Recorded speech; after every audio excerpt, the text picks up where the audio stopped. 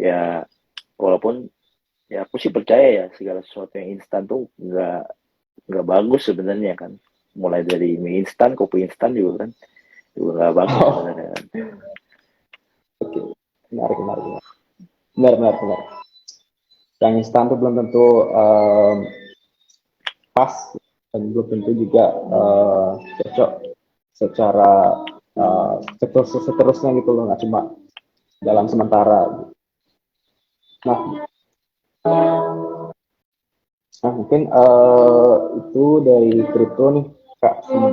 Nah untuk melanjutkan lagi mungkin lebih singkat ya karena kita juga udah lumayan hampir 1 jam Kak. Jadi Oke. aku mau pengen tahu untuk view dari Kak Salvian sendiri. Kalau misalnya yang menarik di tahun 2023 ini, apakah saham masih menarik? Yang pertama, saham masih menarik. Atau sebenarnya cukup yang aman-aman aja deh, misalnya obligasi ataupun reksadana. Karena mungkin aja saham pertumbuhannya nggak setinggi tahun ini.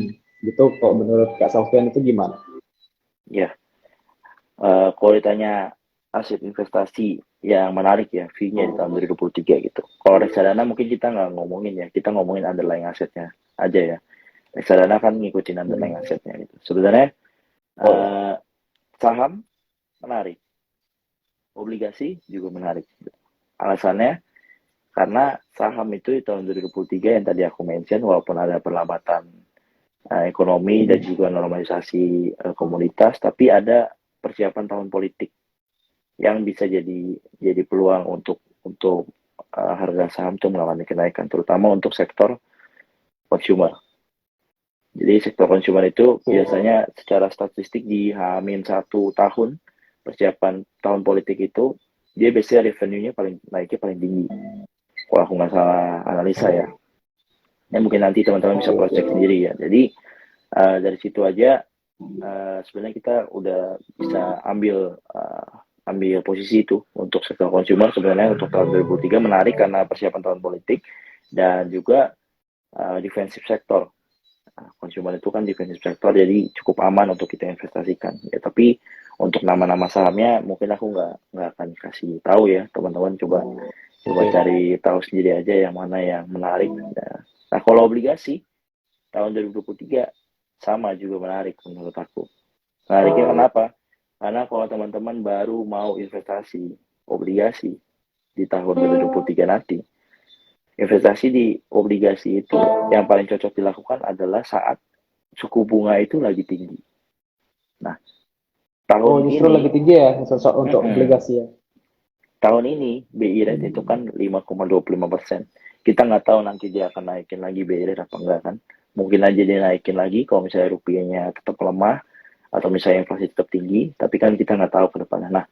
Nah, justru di era suku bunga yang tinggi seperti ini itu kita harus beli obligasi sebenarnya karena ya returnnya juga tinggi karena return obligasi itu yang ditawarkan mengikuti dengan suku bunga yang ada gitu.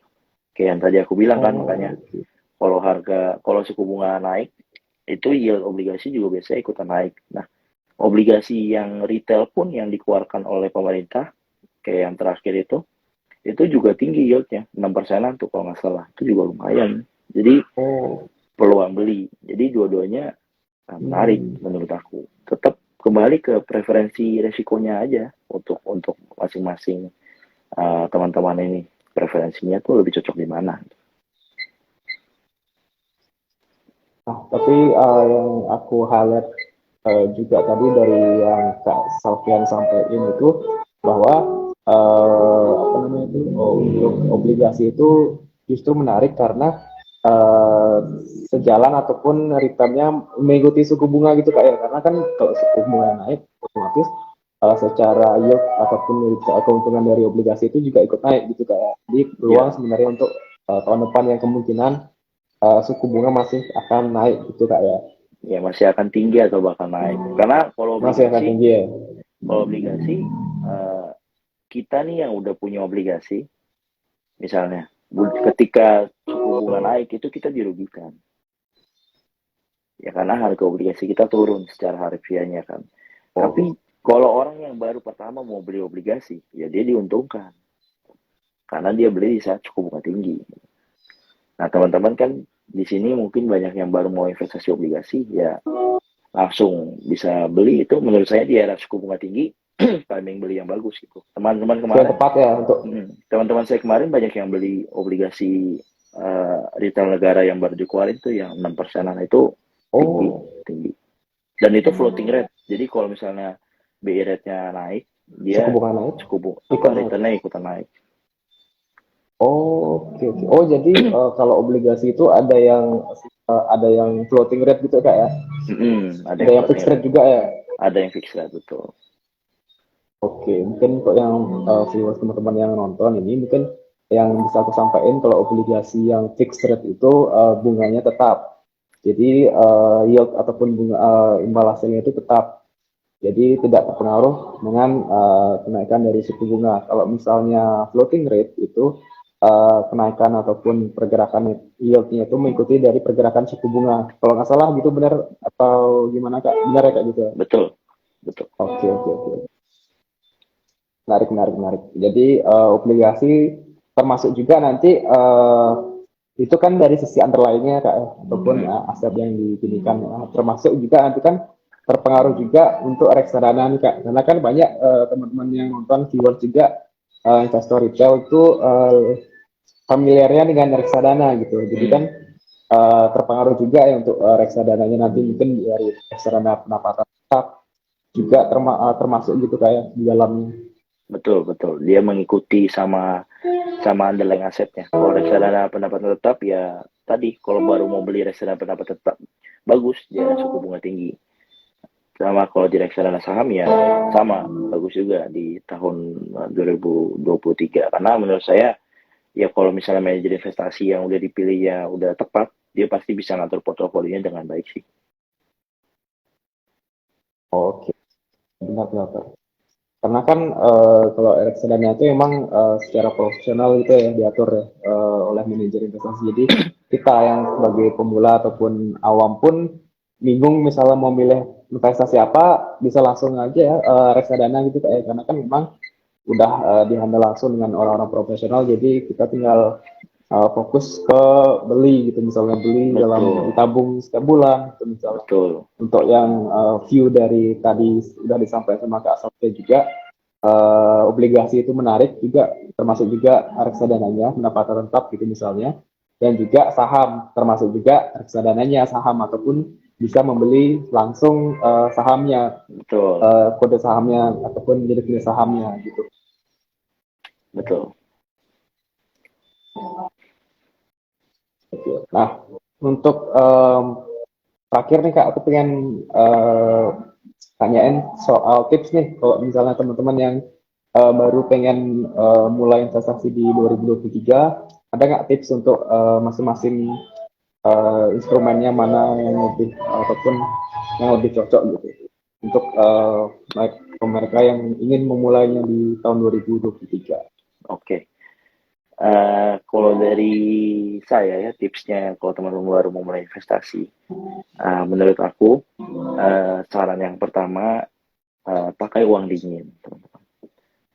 Pakai uang dingin investasinya, jangan pakai uang yang digunakan untuk kebutuhan sehari-hari. Nanti misalnya kalau loss nggak bisa makan gitu kan, nggak nggak banget gitu kan. Ini ngapain investasi gitu Oke, kan. Nah, malah investasi itu harus pakai uang dingin karena investasi yang baik itu bukan investasi yang misalnya keluar masuk dananya gitu ibaratnya. Misalnya bulan ini hari ini kita top up 1 juta tapi minggu depan kita tarik lagi 500 ribu itu bukan bukan suatu hal yang bijak kalau menurut saya investasi ya kita taruh kita punya tujuan tahun kapan nanti baru kita ambil gitu jangan sampai kita tarik secara cepat gitu jadi pastikan pakai uang dingin sisihkan dari pendapatan kalian setiap bulannya gitu.